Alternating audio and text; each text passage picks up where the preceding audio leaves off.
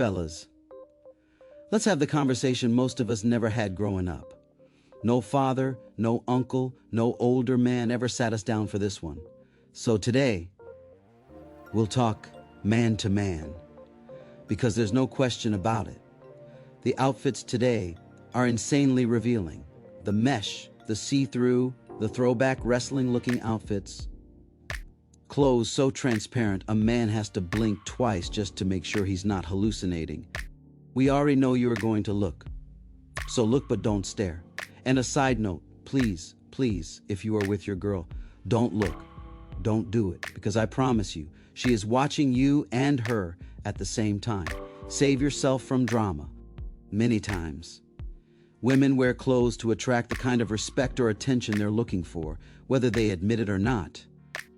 I used to joke, she must not have real girlfriends, because no friend lets you walk out like that. Or maybe her friends dress the same way. Birds of a feather.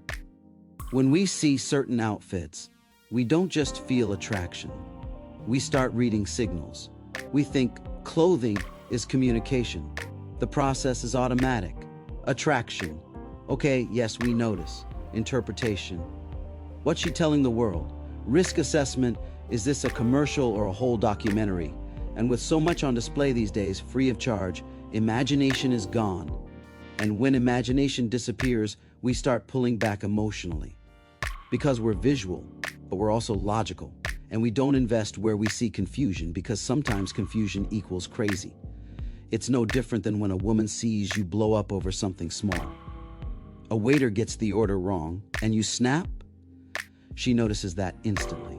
Listen, only date a woman who leaves something for the imagination. Enough with the tops and pasties, like we can't tell the difference between tape and skin. If you ask a woman on a date and all you see are camel toes, she's not the one. It's not okay to see visible butt cheeks out more than a billboard, and then hear her try to convince you that she is a good girl. You don't want the woman who shows everything God gave her. Blouse so low each step she takes gives you a full preview. This is disrespect. Why would you want to walk with a woman with a skirt so short her cheeks stay on display? This tells every other man that she is still available. If she likes dressing like that, she'll give her energy to any man who compliments her or buys her a drink. Do you really want to build a future with a woman like that? Go the other way, because if you don't, down the road, your feelings will get hurt. And if you live in Miami, as I do, this isn't unusual, this is everyday life. But travel anywhere these days, and you'll see the same thing. It's become a worldwide anything goes showcase, but here's the part we don't talk about. While the outfits keep rising, dating keeps dropping. More men are choosing a gaming chair over spending money on a date that may not lead to anything beyond a free meal. And the numbers back it up. Recent data shows young adult males reporting no romantic activity in the past year has doubled, from about 9% a decade ago to roughly 24% today. And we do not even want to talk about the divorce rate. It is out of control. And now men everywhere, young and old, are asking the same question: where are the good women? But before we start pointing fingers, before we blame anybody, slow down. This isn't about judging what's good or bad. It's about what's acceptable to you, for the man you're trying to become. So take a breath, and let's get into what's really going on. Let me give you a real example. My boy Jordan, a good brother, stable job, peaceful soul, met a woman one night whose dress looked like it was held together by 2 stitches and wishful thinking. Instant attraction? Yes. But then his brain clocked in for the night shift. 5 minutes into talking, she starts listing the type of lifestyle she wants. Trips, designer, only dates men who can keep up.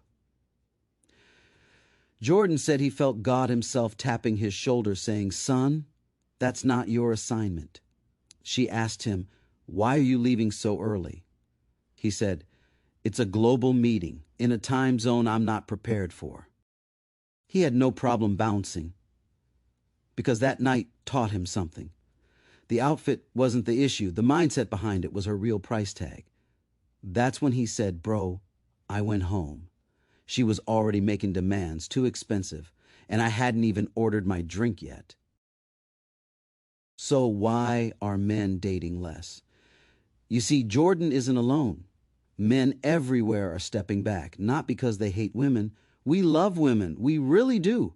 However, men are tired. Let's be honest. High effort, low appreciation, fear of being used, emotional burnout from past chaos, too many games, too many personas. Social media raising expectations but lowering reality. We choose peace over problems. You do not want to be embarrassed by wrong choices. Visual overload makes the connection feel cheap. This is the quiet truth. A lot of men would rather stay home than gamble with their peace. Listen, let's keep this simple. Here are 3 rules every man can actually use. Rule 1. Pay attention to patterns, not outfits. Clothes can mislead you. Behavior never does. Rule 2. Protect your peace at all costs. If she brings stress early, it gets worse later. Early chaos is not a phase, it's a forecast. Rule 3. Lead with discipline, not desire. Attraction pulls you in. Standards keep you safe. A man with standards makes better choices and avoids expensive lessons. Let's go a little deeper into what I call Wright perspectivology. And, of course, I coined that phrase myself.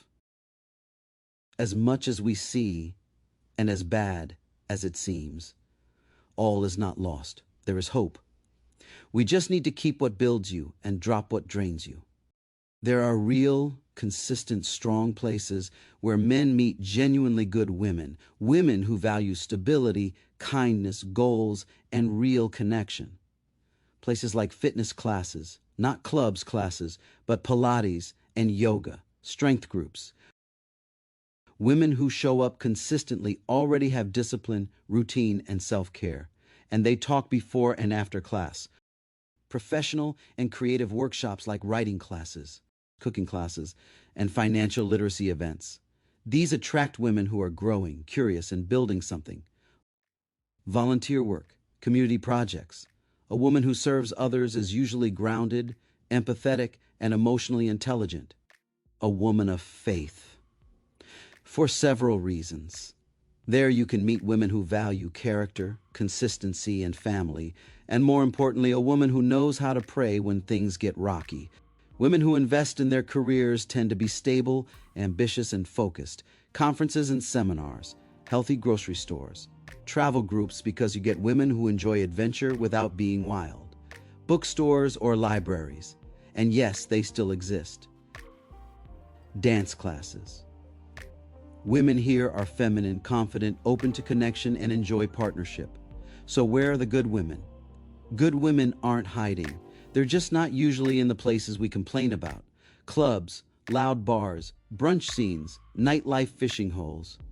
Good women tend to be where growth, purpose, and routine live. My friend Travis wasn't trying to fall in love. He was just trying to prove me wrong. I told him, good women exist. You're just fishing in the wrong ocean. Come to a romance labs, networking event, and you'll see. He rolls his eyes, but he shows up anyway. Walks in expecting the same thing he's seen at bars. Loud music, surface talk, everybody pretending to be someone they're not.